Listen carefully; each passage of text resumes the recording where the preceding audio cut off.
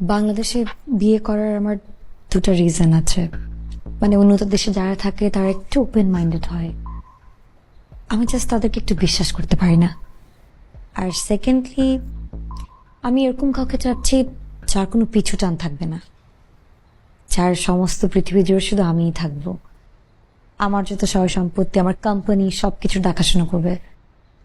আমি চাই আমার বাচ্চা কাচ্চা থাকবে, আমাদেরকে মানুষ করব। আপনি কি বলেন? আপা এই যে প্লিজ ভাই যা। তাইলে আপা আমি যাই। আর বাংলাদেশে বিয়ে করার মেইন রিজন হচ্ছে বাংলাদেশের ছেলেরা অনেক ফ্যামিলি ওরিয়েন্টেড হয়।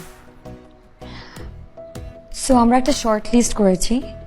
আমার আঙ্কেল একজনকে পছন্দ করেছে, আমার বড় বোন একজনকে পছন্দ করেছে, আর আমার আপনাকে পছন্দ হয়েছে।